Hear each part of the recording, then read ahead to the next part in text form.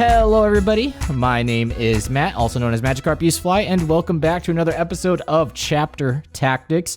As you can see, we are not in the office today. The person that is in charge of our production team, if you guys are listening to this in audio, you guys won't know the difference, but the person that's in charge of all of our streaming stuff hurt his foot, so he's not coming into the office today. So we thought that would be better if we did it in person, or not in person, from home. But yeah, I am Matt. With me today, we have our regular co-hosts, Demeki. Hello, everybody. And John P. It's me coming at you from the comfort of my own home with a fidget spinner. Yeah, I see you playing with that fidget spinner. I know they were like a meme like 4 or 5 years ago, but it really helps me calm down that like part of my brain. Yeah, that just wants to do something all the time. Yeah, I feel it. This show is brought to you by FrontlineGaming.org, where you can get amazing game mats for not just your 40k games, but almost any tabletop game out there. Purchase miniatures at a discount and join some of the largest 40k events in the industry. They also have the largest 40k podcasting network in the business, with shows like Signals from the Frontline, Chapter Tactics, 40k Game Changers, 40k Stat Center, Grim After Dark, and so much more. That's frontlinegaming.org, or you can click on the link of the description of this podcast on all the social media goodies. For today's episode of Chapter Tactics, we're going to be going over the Grey Knights Codex, talking about Grey Knights, talking about different strats, different combos that you can do, what we think about the Grey Knights, doing an overview of it, and then at the very end, we're also going to be talking about some different lists that you can run with them, give you a nice little starting point of where to start when it comes to Grey Knights, because it is a complicated codex. I think that it's more complicated comparatively to something like the K-Sense Codex. So people that are not very knowledgeable about the psychic phase and you're just starting to get in or anything like that, it could be a little bit daunting, but don't worry, we're here to help you out. It's actually not that difficult. It's pretty easy. But yeah, I think that we're going to do the same thing that we did with the K-Sense Codex, where we're not going to do a Did You Know, because there's a lot to talk about. Last time that we did the K-Sense episode, it went on for like 50 minutes or like an hour of just going over the Codex. So I think it was a good idea that we didn't do the Did You Know or any type of intros or anything like that. Is that cool with you guys?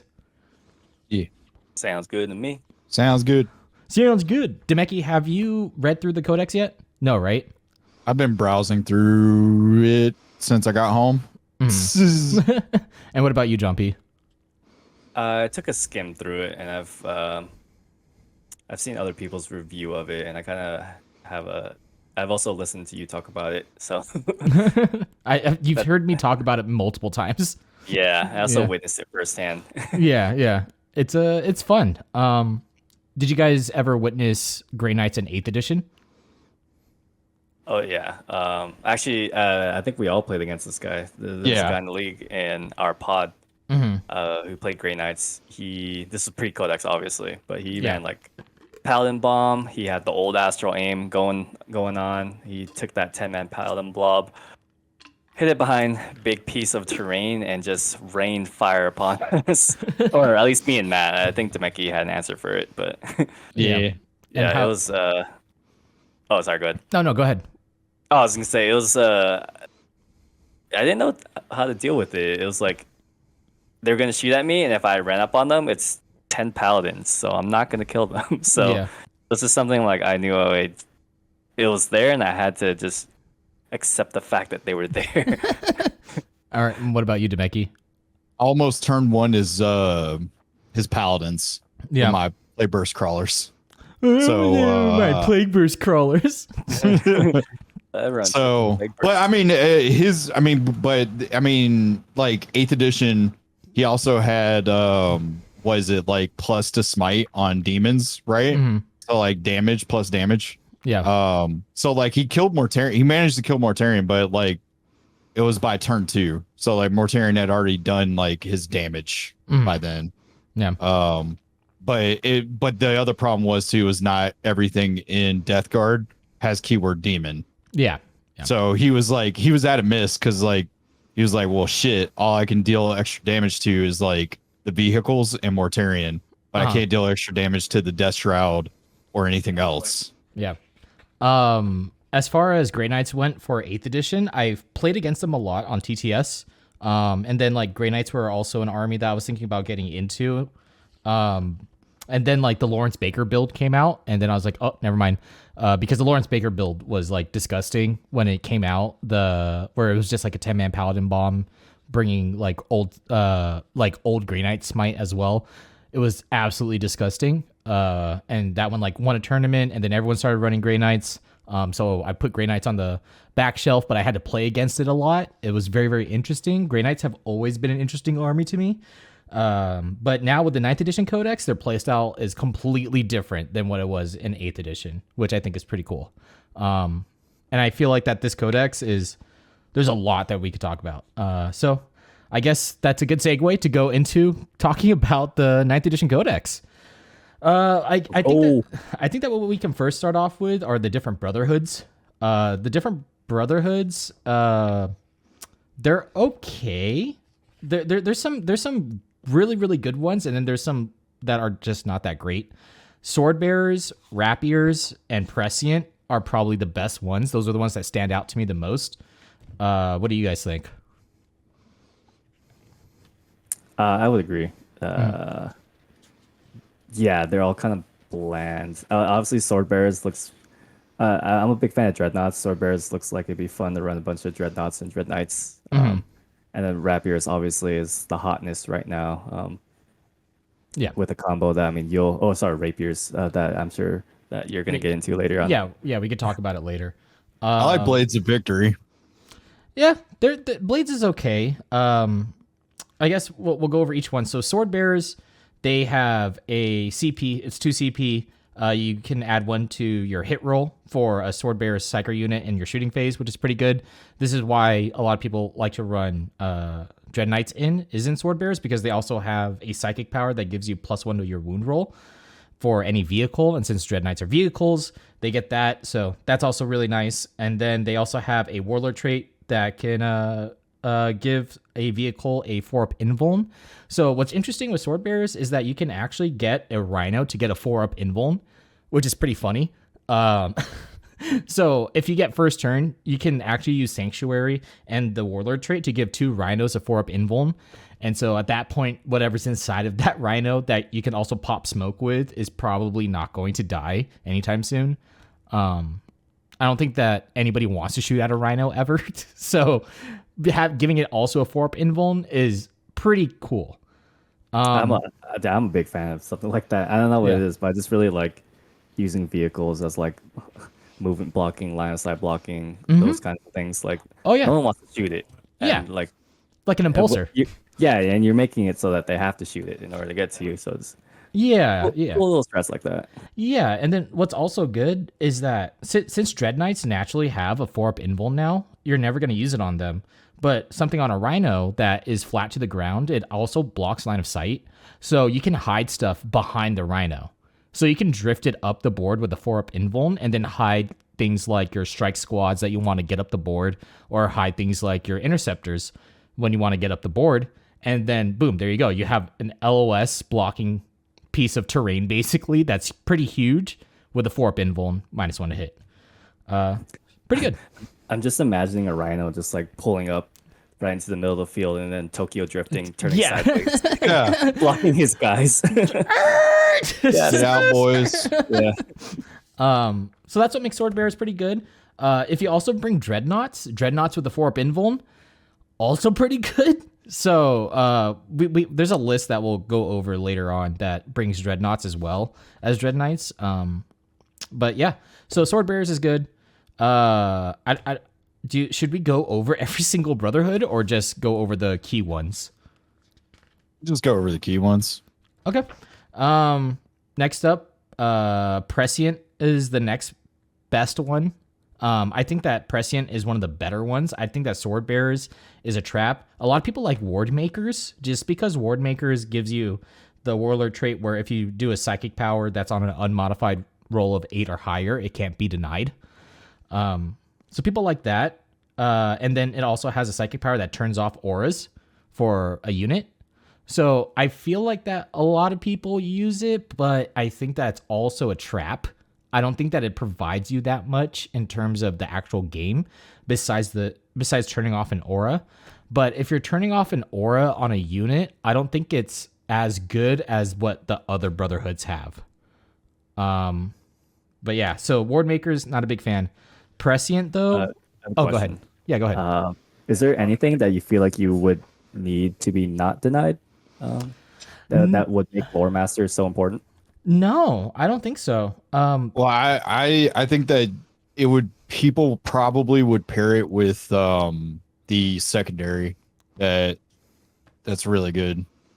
Purifying Ritual. Yeah, but because it says psychic test and it doesn't distinguish between psychic ability and psychic action, because those are two different things. Yeah, but we can get into that later, because there's ways that you can get around it where it's not prevalent. If you're already scared that something's going to get denied, then I feel like that you're already kind of lost the game in the movement phase, because you should, as a Psyker army, you should be very aware of your opponent's deny ranges, so then you know where things are. It's going to take a lot of reps, but like you just stay outside of those deny ranges, and then your key stratagems or your key psychic powers should go off. But Grey Knights don't get +1 to their cast anymore, so that kind of sucks. But they do have a natural 5-up Feel No Pain against mortal wounds, and +1 to their deny tests. And I think that the 5-up Feel No Pain against mortal wounds is really good, especially now where there's so much mortal wounds in the game. Like, what? Admech can deal mortal wounds. Twin Volkites. Drukhari. You have Fusilovs. I think Sisters can also deal a bunch of mortal wounds as well. So having just a natural 5-up Feel No Pain against mortal wounds is pretty good. And then even if you perils, you still have your 5-up Feel No Pains against the perils. So who cares? It's fine. It sounds like they're the anti-psyker army. Kind of. They have a hard time against Sisters that have, just a natural on a 6, they deny a power.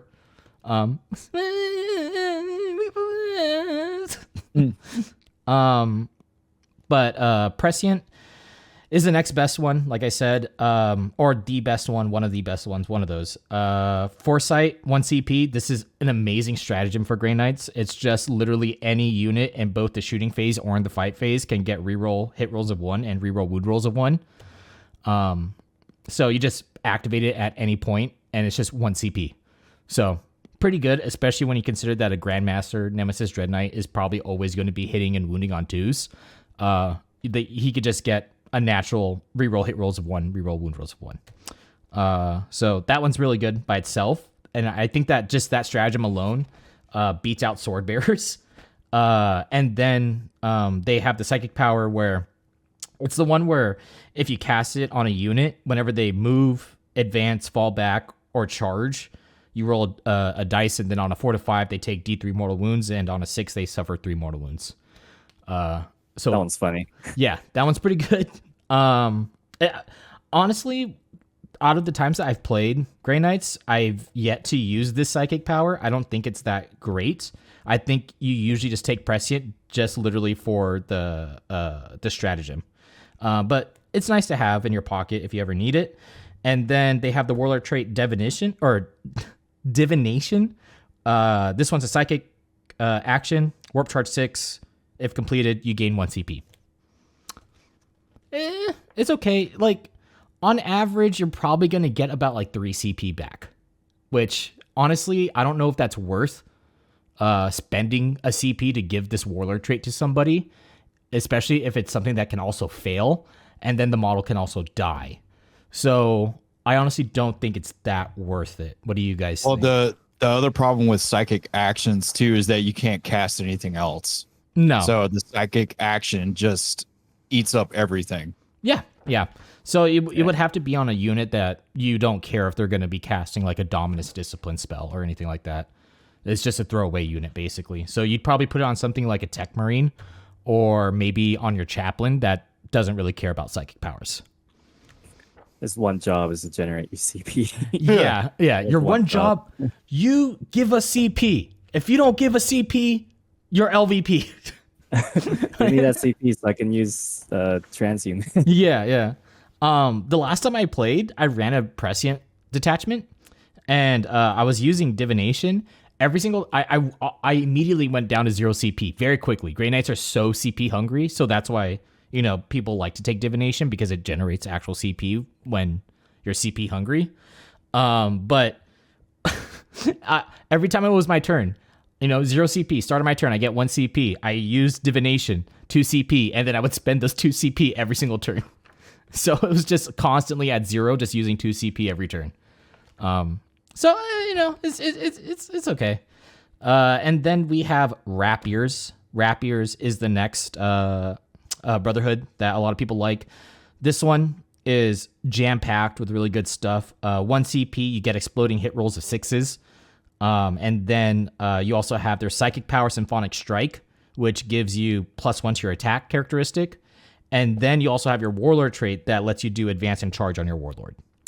So obviously Rapiers is probably the best one just because you get so much bang for your buck off of this Brotherhood.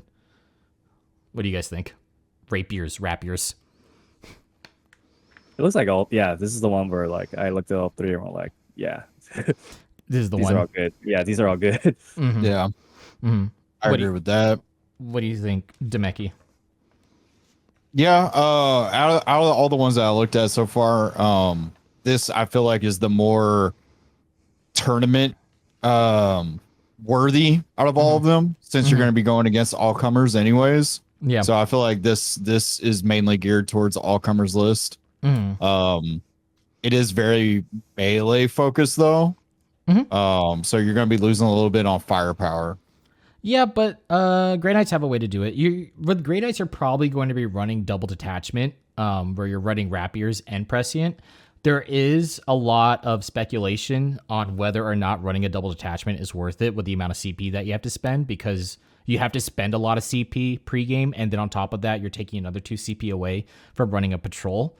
So it's really up in the air on whether or not your playstyle wants to do Prescient, wants to do Rapiers, wants to do both, or wants to run Sword Bearers, or both. That's what people are usually running with. Another one that's also pretty good just because of the strat is Silver Blades. That one CP. A core unit can fall back and shoot. Pretty good. Except when you realize that most of the guns in Grey Knights kind of suck. So it's not that great. But a lot of people like that one. People like Blades of Victory because I think this is the one where you can reroll your charge rolls. It's all right. Yeah. Oh, this is the one that I liked where we're on Silver Blades, right? This one's Blades of Victory, but yeah, you can talk about Silver Blades. Oh, okay. Well, I was looking at Silver Blades because the thing that I thought was cool was the fact that they have the psychic ability to where you can turn any bolt gun into a pistol 4 weapon. So I felt like that was pretty useful, especially if you can do that to bolt. Like it keeps the rest of their weapon profile. So I thought that might be pretty useful, especially if you're in a tight spot within engagement range or something. Yeah. Yeah. Go ahead. Oh, I was just thinking, like, I can imagine, like, you're in, I don't know, you're in the shooting phase. So, and in the shooting phase, you're in melee. Or if you're in engagement range of someone in the shooting phase, and you can use your pistol to shoot whatever you're engagement range with. And then, if there's an enemy unit nearby, you could charge said enemy unit if you decide to kill with the pistol. So, yeah, this one's neat. Yeah, it's pretty cool. It's very situational though. yeah. I can see this being doubled up with Cybolt ammunition, where it's the Stormbolters get -1. So you get 4 shots of Stormbolter per model with -1 as well. So I guess it evens out the rapid fire. So is it really even that worth it? I don't know. I like the Warlord trait too. The fact that the Warlord gets fight first, and then whenever it makes a melee attack, you can reroll the hit roll. It's pretty good. I like that. Yeah, it is pretty good. I will say that there's not a lot of stuff in this codex that gives you fight first, and so the army really, really hurts when it comes to fight first and fight last. So if you have a fight last, then it really hurts the army a lot. So those are the Brotherhoods. those are the ones that I think are pretty good. We can go into the upgrades now because the upgrades are also really good. Well, actually, there's only 2 upgrades that are really good, but there's some that are very interesting. For the upgrades, you can upgrade any of your character units with Visions of the Augrium or Gifts of the Prescient, and they just cost extra points. The biggest ones are going to be Foretelling of Locus. Foretelling of Locus, this one makes it so then after both armies have deployed, and then after roll off, you can redeploy your army, which is very, very interesting because you could, deploy very aggressively and then find out if you have first or second turn, and then just redeploy 3 units. Pretty good, or vice versa, whichever one you want to do. This upgrade's only 30 points also, so pretty good for 30 points. I think that is invaluable to get redeploy for 30 points. What do you guys think? Instead of spending any CP for it. Yeah, I feel like 30 points is, I don't know, actually. I feel like I would rather spend the CP. Mm-hmm. What about you, Jumpy? Yeah, I mean, I think considering 30 points is probably like 1 elite model or maybe a troop model and a half as compared to what the Ultramarines redeploy is like 2 CP. Yeah. I think I'd rather spend 30 points. I guess it depends on the army, but in this case, Grey Knights, like I considering how CP heavy they are, putting the redeploy as for reinforcement points instead of 2 or 3 CP, I like it. I'll say that. Yeah, and then you know what's also really cool about it is that you don't have to redeploy them. You could just put them in reserves. So if you want, like, you could just put the units that you have or that you chose and just put them in reserves, and then next turn just have them deep strike in because most of the stuff that you put that are in your army have teleport, or at least like the ones that you want to redeploy usually have teleport or teleport strikes. So pretty good. Well, I mean, it says strategic reserves though, so you wouldn't be able to use the teleport strike ability because you would have to declare that before. So you would have to use the strategic reserve rules. I think that if you put them into strategic reserves, and they have the teleport, well, a strategic reserve is completely different from A teleport strike. From a teleport strike, right? But when you put something into reserves, it's still considered to be, like that's just the blanket statement of a reserve. I believe. I'm pretty sure that's how that works. But regardless, pretty cool. I like Foretelling of Locus. And then you have Servant of the Throne. This one you're going to see all the time. It's an upgrade where you just get a 3-up invuln on a character or on a whatever. What were these on a character thingy? Yeah, on a character. I'm so stupid. So 3-up invuln for a character for only about 20 points. You get it for 1 turn. So you're going to be putting that on your Grandmaster Nemesis Dreadnought most of the time. Or Dread Knight most of the time, just because you can get a 3-up invuln just for a single turn, which is pretty good. It's the same thing that K-Suns have. Yeah, pretty cool. Are there any upgrades that you guys want to talk about? Nah, not that I think of. I kind of like I don't know how to say this. Presage paralysis. Paralysis. Yeah, presage paralysis. Yeah, presage paralysis. Yeah. Yep. I think if there ever became a meta, like Tau, or like Overwatch is a big deal, then this one could be useful. Oh yeah.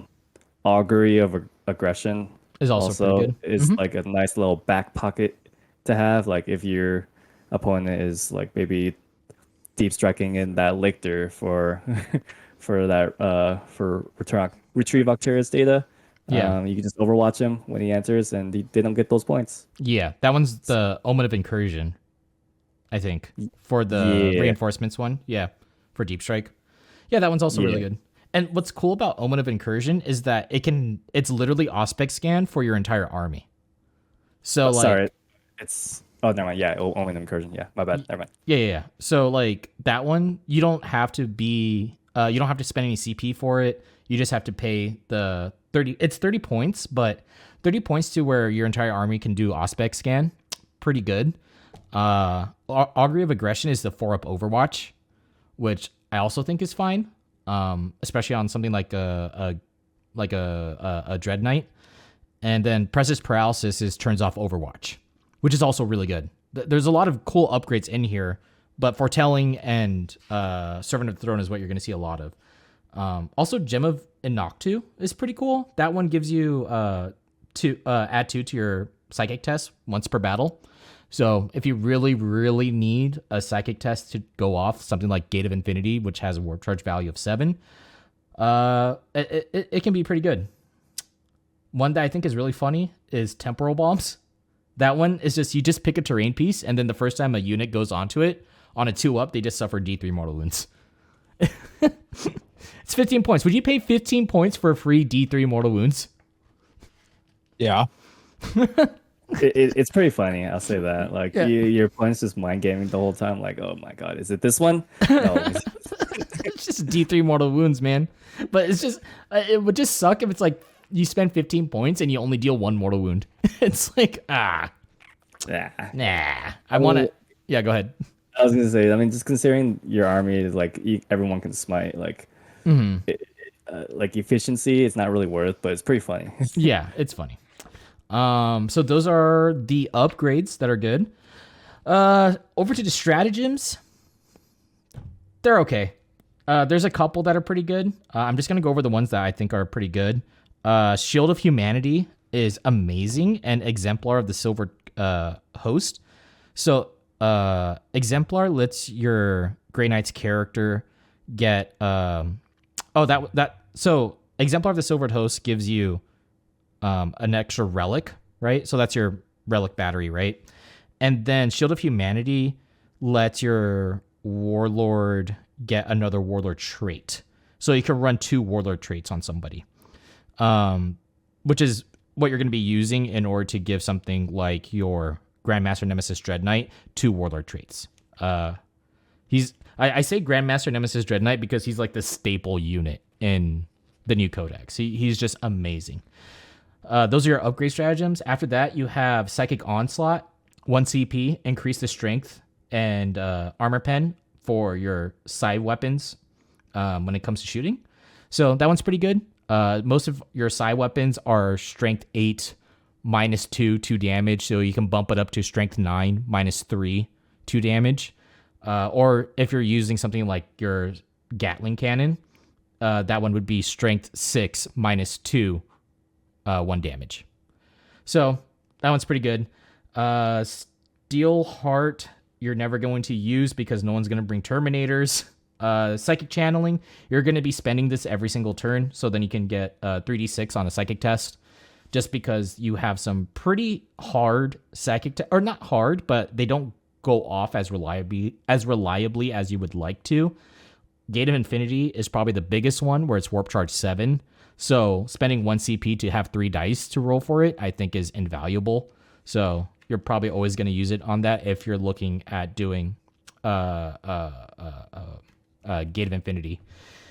And then you have Empiric Declamation. This one's really good. Did any of you guys want to read off Empiric Declamation? Yeah, sure. I'll read it. Use this stratagem at the start of any of your phases. Select 1 Brotherhood Chaplain unit from your army that has not recited a litany since the start of your last command phase. That model can recite 1 litany that has not already been recited by a friendly model since the start of your last command phase. That litany is automatically inspiring, do not roll, and takes effect until the start of your next command phase. Yep. So the reason why this is so good is because you can use this stratagem at the start of any phase, right? So if your chappie isn't, or if your chaplain that's trying to recite a litany isn't next to the unit that you want to have it on, you can Gate of Infinity him over to that unit and then pop this stratagem during your shooting phase for 2 CP and then auto pass the litany that you want it to pass. So your chaplain is literally probably never going to recite a litany until you use this power or use this stratagem. Easy. 2 CP. I really like this. Yeah. You can run 2 really chaplains. Yeah, you could. But you don't have to. You just choose not to recite a litany during your command phase. And then you just auto pass it at a different time whenever you feel like it. Yeah, and I think plus the fact that like litanies pass on threes, like obviously it's more than a 50% chance, but like if you've ever rolled litanies before, you get a lot of ones and twos. So Yeah. Oh yeah. Wait, is there no way in Grey Knights to upgrade the chaplain to where For he a litany? passes on twos? No. No. There's not. So yeah, this is the best way to guarantee that you're going to get the litany off. So that one's pretty good. Anything else? Another good one, fight on the move, 1 CP. Use the stratagem in your movement phase when a Grey Knight's teleporter unit from your army falls back. Until the end of your turn, that unit is eligible to shoot and charge even though it fell back. So you have fallback and charge on things like your Dread Knights and your Interceptors for 1 CP. Fallback, shoot, and charge. And Interceptors move 12 inches. So you can just fall back 12 inches away and then charge something else. Pretty good. Yeah, that's pretty good. Yeah. I have one that I want to mention. Finest Hour. I really like the name, but I know what you're talking about. Yeah. In addition to the name, it also adds 3 inches to your auras, up to a max of 12. Mm-hmm. Like having a 12-inch bubble of auras. I don't know if there are very many good auras in this codex, but that sounds like something that could be really good. Yeah. I mean, like, a cool thing that you could do with this one is to bring an ancient, like a Brotherhood ancient, and then increase its aura by 3 inches. And then you can also take a Warlord trait, I believe, that can also increase your aura by an additional 3 inches. And then, so you just stack those on top of each other, and then you have a 12-inch aura of something like +1 attack. Pretty good. Or reroll hit rolls of 1, or reroll wound rolls of 1. Just have a large aura of it. Or you can use it for OPSEC. That's insane. Yeah. 12-inch aura of +1 attack sounds crazy good. And I'm just imagining that on like Vital Intelligence with the one with the diagonal, the 4 diagonal ones in the middle. Mm-hmm. Like you just control those whatever 2 or 3 objectives. Yeah, and then you just have freaking just +1 attack the entire time. Attack there. Yeah, come at me, bro. Yeah, come at me. Let's see what happens. Are there any ones that you like, Demeki? Nothing that pops out at me. It says, "Oh my god, this is busted." Yeah, a lot of the stratagems aren't busted. We still have Transhuman for 2 CP. That one's okay. Most of the time, you're not going to be using defensive strats, in my opinion, just because you want to be trading with this army as much as possible. Because like our stuff is kind of tanky with Tides of Shadows, but not really that tanky. And if someone wants to kill like a strike squad, they're going to kill the strike squad. So there's literally almost no point in running True Silver armor. Oh, I did find one. Yeah, go ahead. Teleportation Shunt. Yep, I was about to talk about that one. Go ahead. Yeah, that one's really good. Use the stratagem in your movement phase when a Grey Knight's teleporter unit for your army is selected to make a normal move. Instead of making a normal move with that unit, remove it from the battlefield and then set it back up on the battlefield anywhere that is more than 9 inches away from any enemy models. A unit can only be selected for this stratagem once per battle. So it's a once per battle. That's the downfall. But I mean, that's still really good. 2 CP, and I get to teleport even with the model already on the table. So if you're doing like to the last, and let's say you got your Paladin bomb and it's down to like 1 guy, and you need to just get him out so that he doesn't die, and you keep those points, then you can just teleportation shunt him away. That's pretty good. Yeah, which is pretty cool. And then the way that teleportation shunt is also worded is that they could be in combat. Anything could be in combat, and then you could just shunt them away if you feel like it. It's the same thing with Gate of Infinity, where if they're in melee combat, you just pop it, and then you just move them out of combat, which is pretty good. The only drawback to this is the 2 CP. It's a lot when it comes to Grey Knights. Like Grey Knight armies, if you're running double a battalion and a patrol, you're starting off at like maybe 8 or 7 CP. So with +1 every single turn, 2 CP is a large ask for that army. Especially when you have other stuff that you want to use your stratagems on, like Declamation, which is another 2 CP. A lot of these stratagems I think are kind of overcosted, especially the ones that you want to use a lot of. Transhuman 2 CP, Teleportation Shunt 2 CP, Declamation 2 CP, even the +1 to hit for Sword Bearers is 2 CP. So it's just it's a lot. The fact that it costs 2 CP to get an aura for +1 to your psychic test is a slap in the face. Like, what? Why would you do that? It's not even army wide. That's an aura around someone. Yeah. You think about like Thousand Suns got that built in. Yeah, it's just But, yeah. ridiculous. Oh gosh, It's a lot. it makes me so sad. And then hitting that top bracket for Machine Spirit, 2 CP. Come on, man. Come on, son. Sideball Ammunition. If you like Sideball Ammunition back in 8th edition, you're going to hate it now. It is 1 or 2 CP, depending on how many models you have. An unmodified hit roll of 6 automatically wounds target. And then you improve the armor pen on all of your Stormbolters by 1. It's 1 CP for a 5-man squad. I guess it's okay. But they're Stormbolters, so The one thing that actually 6 is auto wound. He's good for 1. chaff. Yeah. yeah, that's pretty much it. Yeah, kind of sad. I mean, yeah. Are you for your shooty units? Are you running 5 or more than 5 typically? For your shooting units, the Yeah. only shooting that you should have in your army, honestly, is probably your Grandmaster, or is probably your Dread Knights. Everything else is going to be running like Stormbolters. No one's going to be really running side cannons. Yeah, but we'll get into that. The next stratagem that's pretty okay is Zone of Warding. This one is 1 CP or 2 CP, depending on how many models you have. That one, if a unit has a warding stave, you get a 5-up invuln. If it's a Terminator, you get a 4-up invuln instead. So 5-man squad of Terminators, you can spend 1 CP and give it a 4-up invuln. Or if you have a just like regular strike squads or interceptors, then you get a 5-up invuln. So talking about Zone of Warding for a 5-up invuln, right? It's actually better. Statistically, it's better for you to spend the 1 CP on Zone of Warding than it is for you to spend 2 CP on Transhuman Physiology. And I think that that's pretty interesting. Just because when you're in something like Tides of Shadows that gives you light cover anyways, you have a 2-up save already with most of your units, right? So AP2 is going to get you to 4, and then AP3 is going to get you to 5, right? So at that point, you are already getting your 5-up invuln, or you basically have a quote-unquote 5-up invuln, right, against AP3s, okay? So there's not really a point in Zone of Warding at that point, but it's when you come out of Tides of Shadows where Zone of Warding will be more effective than spending 2 CP for Transhuman, because you would just get a 5-up invuln versus things that are AP3. So it goes farther with the CP that you're spending versus the Transhuman Physiology. Yeah, I would agree. Especially, I mean, just the CP cost would have me not want to.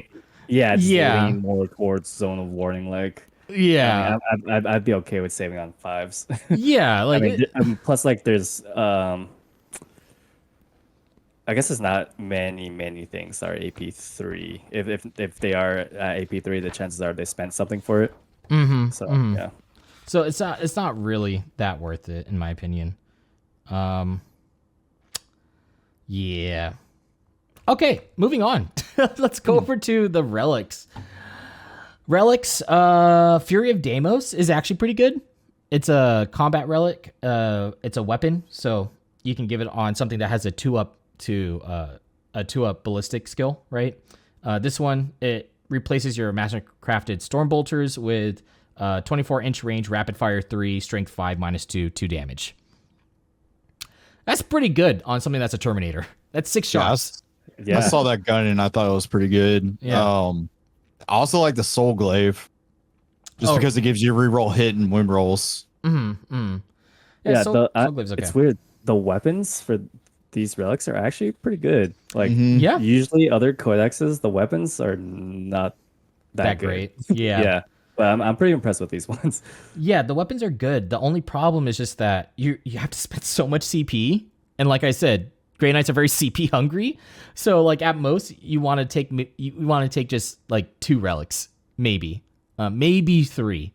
Because there are relics that you're automatically going to take. The biggest one that you're going to take every single game is Sigil of Exodus. This is the one where once per battle in the shooting phase, when the bearer is selected as the target of a range attack, it can activate it, and then it can just move anywhere that it wants 9 inches away from enemy models. So it's a great a mind game to your opponent. If you put this on a Grandmaster Nemesis Dread Knight and then also give it the upgrade for a 3-up invuln, what would you do? Would you shoot at it? Like, what do you do with it? You have to waste 2 rounds of fire on it, like once to target it, and then the second one to actually get rid of that 3-up invuln. Yeah, and then you can shoot at it with efficiency. Yeah, and that's at turn 3. Yeah, well, I mean, you could shoot at it once with 1 unit in round 1 and another unit in round 1 still, and then, but still, like at that point, you've wasted 3 rounds of fire, or 3 units of fire. Exactly. Yeah, and I would assume if you're doing something like this, maybe you take 2 last to encourage your opponent to have to shoot this thing. But yeah, it's pretty funny. It's also, I mean, I think it's a pretty good take on Dread Knight, like you mentioned. Yeah, I think it's awesome. What do you think, Demeki? Well, just thinking about it, like if I saw a Grandmaster Dread Knight on the table, I'm gonna try to kill it because it's 13 wounds. It can't be hidden from lookouts, or so. Yeah, I would probably target it, and then you might shunt, but then that's the shunt gone, so you can't do that again. So, I mean, I wouldn't say it's a waste. It is a pain in the ass, but like if you're taking something like Assassinate, like if the army's heavy with character models, and that one can be an easy one to get to, you just got to go ahead and commit to it. Yeah, it's one of those situations where you got to just figure out what your priority targets are going to be. Yeah, but at the same time, he's 13 wounds, so he benefits from obscuring terrain. So yes, he does. So if you shoot at him, then like usually what you're going to be doing with your Grandmaster, or your Grandmaster Nemesis Dread Knight, is to move it up the board. You're probably going to Gate of Infinity it or shunt it up the board, have it be somewhere, wreak havoc outside of your charge range. So as long as you're staying outside of, like your 12 inches plus, their movement, then you should be fine from getting charged. And then you could just pop shots at stuff. If somebody wants to shoot at it, then you just exigence away if you want to, or they just choose not to shoot at it. And then you just run amok over there. And you just keep bouncing him back and forth. And then usually you're running like two to three different Dread Knights that are just like moving around and just causing havoc everywhere. And I think that's what makes Sigil of Exigence and the 3-up invuln so good. Because like you don't have to run away. You could just, if like the shots are simple, he has a natural 4-up invuln. And then if you want to, if you think that you can survive the shots, you could just take a 3-up invuln if you feel like it. Pretty good. It's pretty nasty. I like it. It sounds pretty fun. Yeah. Just have a bunch of Dread Knights doing that. Just running around the board causing havoc. So Sigil of Exodus is really good. You're gonna want to take that all the time, and then whatever else you want to take, it's probably gonna be the Warlord trait for divination, or you can give something advance in charge, or you can give something Fury of Deimos. If you're running a Tech Marine, you could run Aetheric Conduit. I don't know how to say it, but it's a Tech Marine model. When they heal, it's just flat 3 wounds for a vehicle. So there's a lot of options with their relics. It depends on how much you want to run, but those are the ones that stand out the most. Okay, disciplines, psychic powers, psychic phase. Psychic. You guys like the psychic phase? Psychic. I love the psychic phase. It is pretty fun. It's so much fun doing the psychic phase. Oh man. And then if you're up against like something like Tau, you just wreak havoc because you're just like, it's a playground. I get to do whatever I want. I'm free. Well, it depends upon how their drones are set up. Yeah, but who cares? We're not talking about smite. We're talking about buffs. All right. Yeah. Screw your drones. Your drones don't care. Yeah, I'll smite them. Who cares? All right. Psychic powers. A lot of these are really, really good. Gate of Infinity is amazing. It has Warp Charge 7. This one, it's teleportation shunt. So just move something, deep strike it, whatever. Always going to be running that. Empiric Amplification is also incredibly good. Warp Charge 7 increases the damage on all of your Nemesis and Psi weapons by 1 until your next psychic phase. So this not only buffs your guns, like your Psi cannons, it also buffs your melee weapons as well, like your halberds. So everything's becoming like damage 3 across the board, basically. Dude, with the +1 damage psychic spell is really good.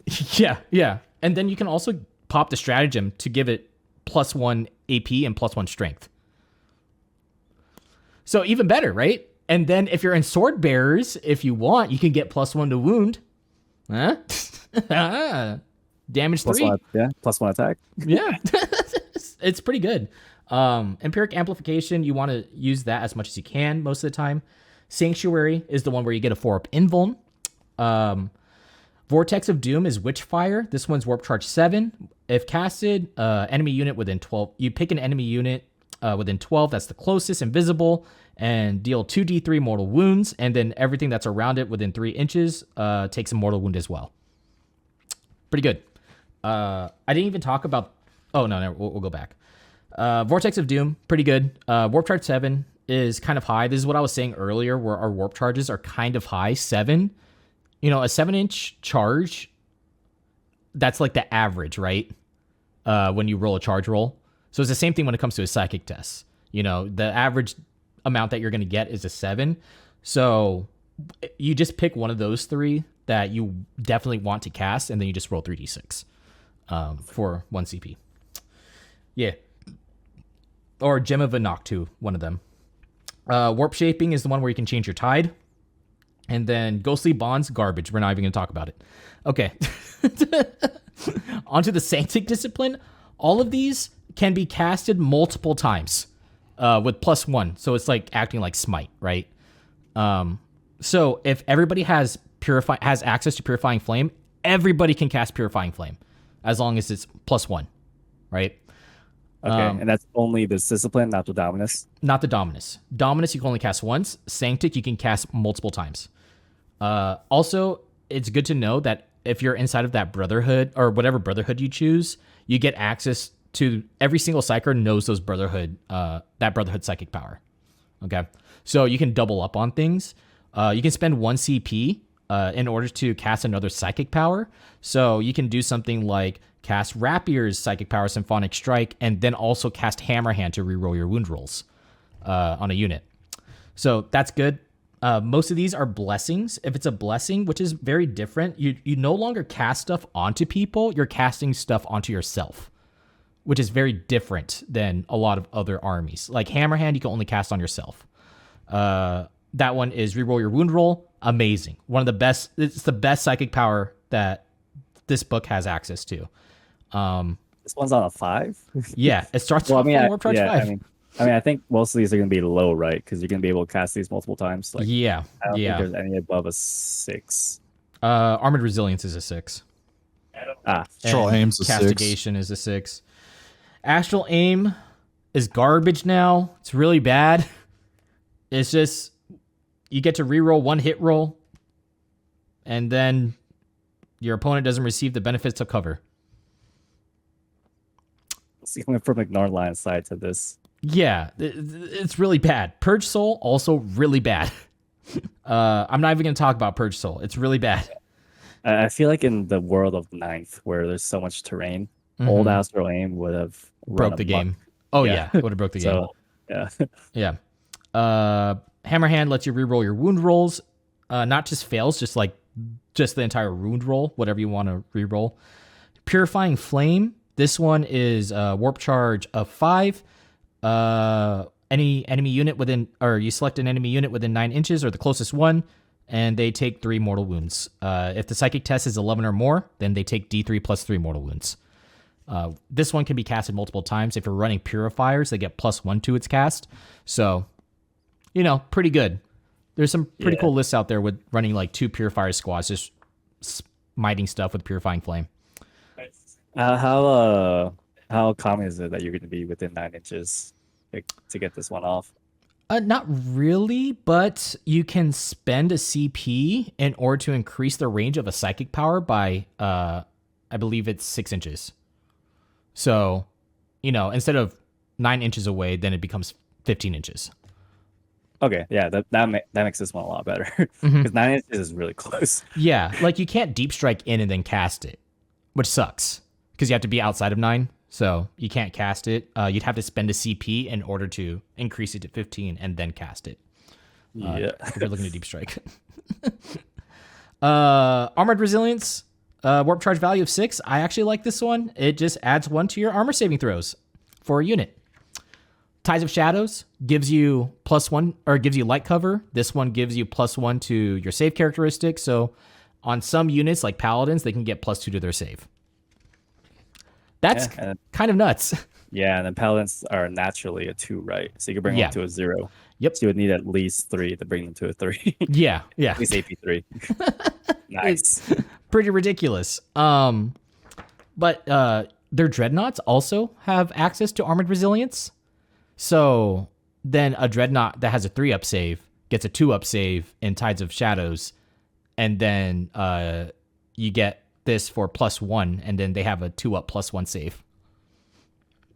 With built-in -1 damage. Built-in -1 damage. Yeah. Yep. All right. Those are the psychic powers. I know that we're going through everything, but we'll talk about like the combos because at first we have to talk about all of it, and then we could talk about the combos and like what's kind of stupid about this book, right? Litanies. I'm only going to talk about one because there's only one litany that matters. It is literally Words of Power.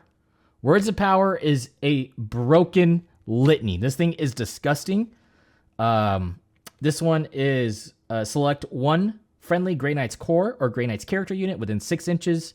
And then whenever they make a melee attack with a nemesis weapon, an unmodified wound roll of 6 successfully wounds the target 1 additional time. And if the Tide of Convergence is dominant for your army, the target also suffers 1 mortal wound. Amazing. This strat, just exploding wounds by itself when you have access to Hammerhand, which lets you reroll your wound rolls, is already incredibly good. Yeah. When can you go into Tide of Convergence? Anytime. Well, can you only do it once though, or can you do it multiple times? You can only go into Convergence once. You can only go into every single Tide once. Gotcha.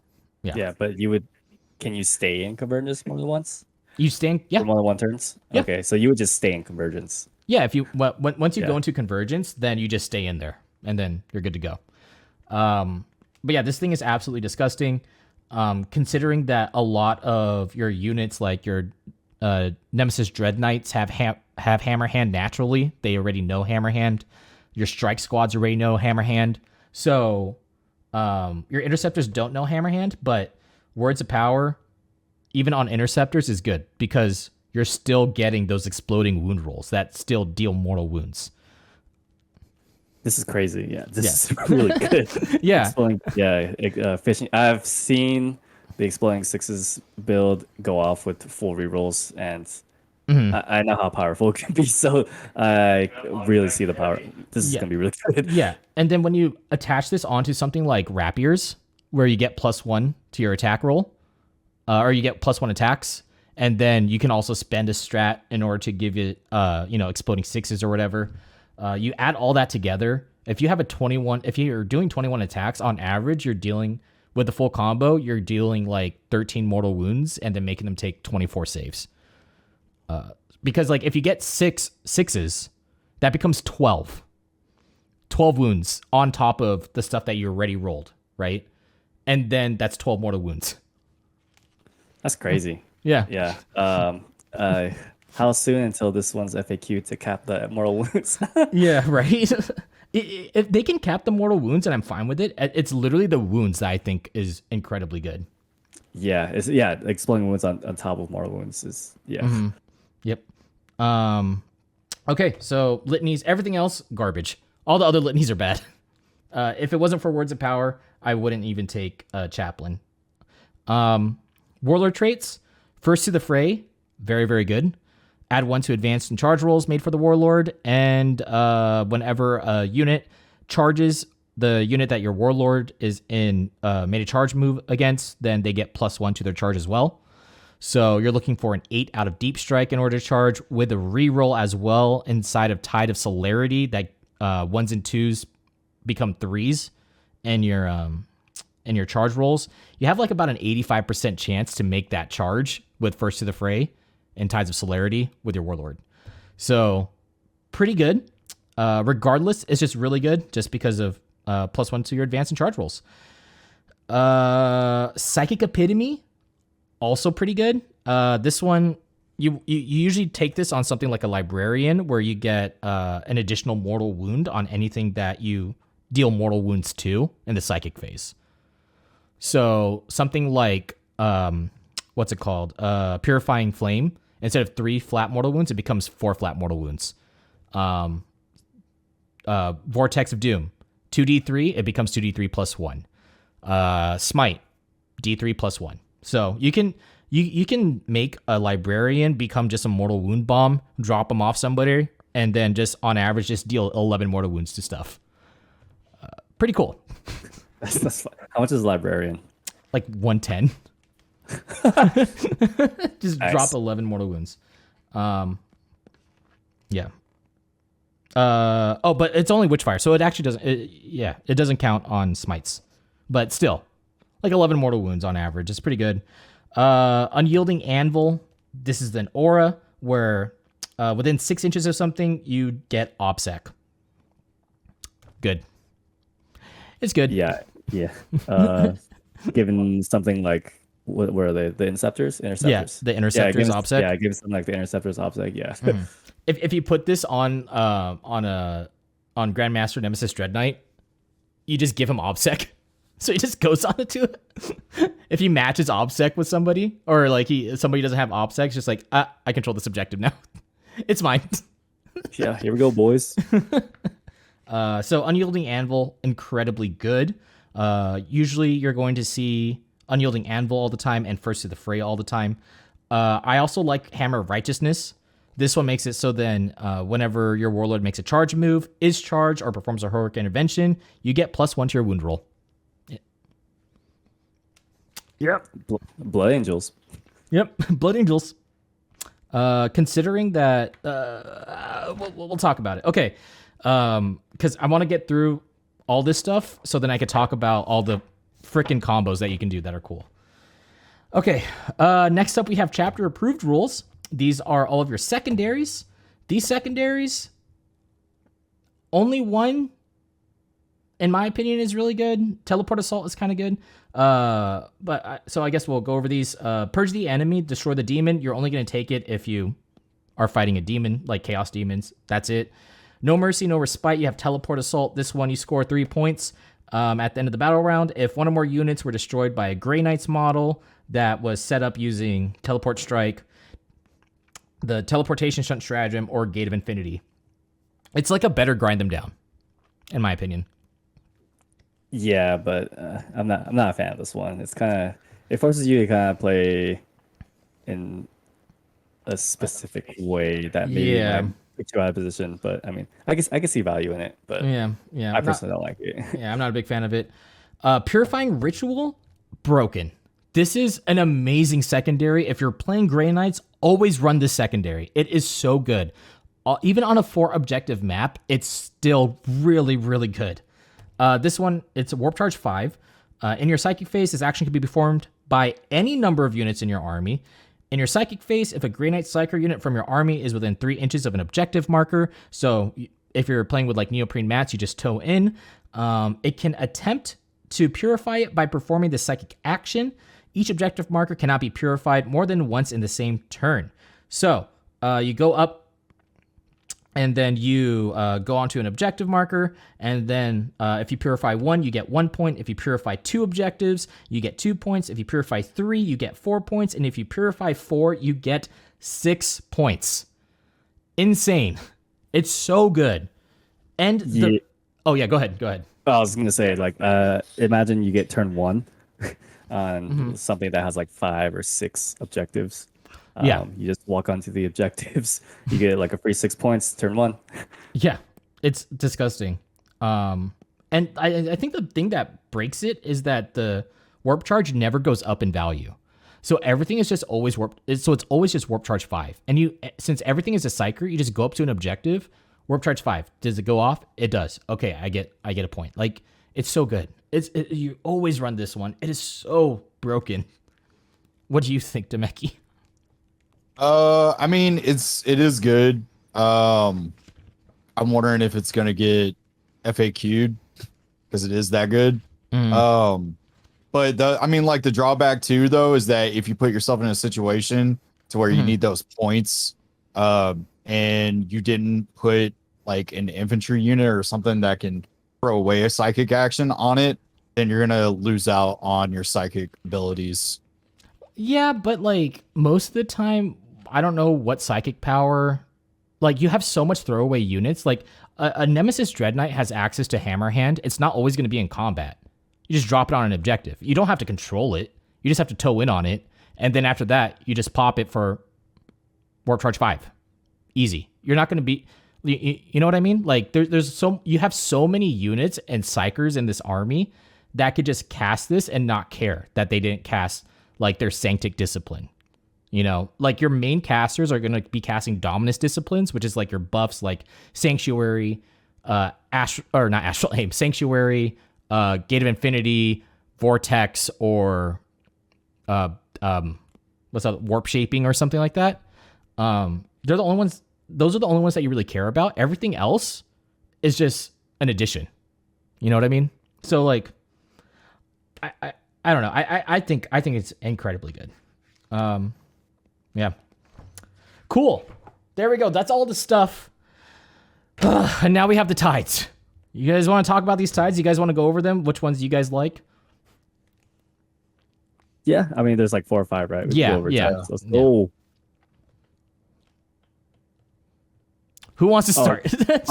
You want us? Yeah. I'll do Tide of Convergence. Okay, hold on. All right, it's Tide of Convergence.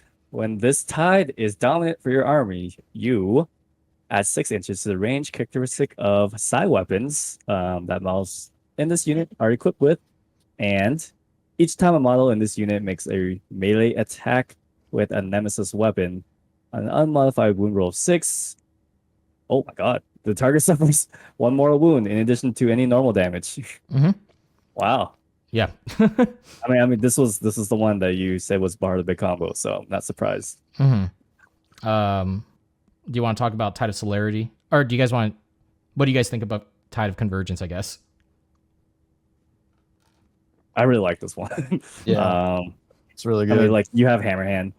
So you just fish for 6s. Exactly. Fishing for 6s.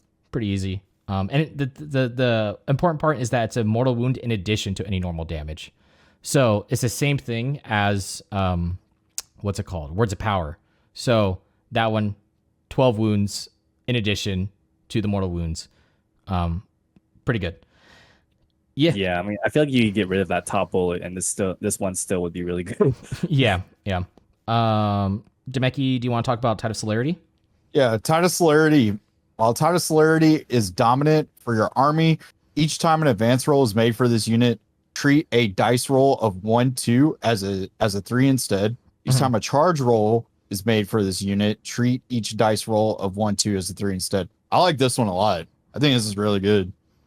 Yeah, I'm okay with it. The thing about this one is that it makes charging out a deep strike really good with First to the Fray. So like, your charge rolls on a 1 or 2, you're always guaranteed at least a 3, right? So that means that you need to roll a 5 or a 6, basically, to cap it out to make the charge roll with First to the Fray if you're charging the unit that the First to the Fray model charged, right? So you have like about like a 75% chance of it going off with if you have a reroll, then it's increased. So Tide of Celerity is okay. The only problem with Tide of Celerity is that once you go into it, you don't get the benefits from the other stuff, which are really good, right? Because Tide of Shadows is also really good. This is the one that you're going to start off with most of the time. This one is when it's dominant for your army. Each time a ranged attack made by an enemy model more than 12 inches away from this unit, the models in the unit are treated as receiving the benefits of light cover. And then if every model in that unit was already receiving the benefits of light cover, models in the unit are also treated as receiving the benefits of dense cover. So if you are on an objective, or if you're on a piece of terrain and they're 12 inches away, not only do you get light cover, you also get -1 to hit as well from 12 inches away. So pretty good. Tide of Shadows is incredibly strong. Especially when you consider that you can give your Dread Knights +1 to their save when they already have a 2-up save. Pretty good. Yeah. And yeah, I mean, obviously, 9th edition, terrain heavy. You're going to be getting both buffs most likely. I mean, if not, then you can put yourself in a situation where you can be getting both buffs like with ease. Yeah, very easy. Tide of Escalation. This is the one where you can take your psychic powers that are from your Brotherhood and cast them multiple times as well. So it's the same thing that you could do with the Sanctic Discipline, where you can cast multiple times and treat it as a smite where you get +1. And then Tide of Escalation makes it so that you can do that with your Brotherhood powers as well. So something like the Prescient Brotherhood, where you get it where you cast it onto something and then they get on a 4-5 whenever they move, advance, charge, fall back. On a 4-5, they get D3 mortal wounds. You can cast it multiple times if you feel like it. Pretty cool, but not as good as Shadows, Convergence, or Celerity. Tide of Banishment, only if you're up against Chaos Demons. Boom, done. Those are the tides. All right. Woohoo! The left side is very superior. Yeah. It was like Red Rover. Send Tide of Celerity on over. Yeah. Okay. So that's that.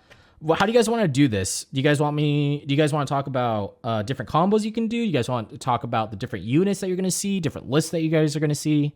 Well, how do you guys want to do this one?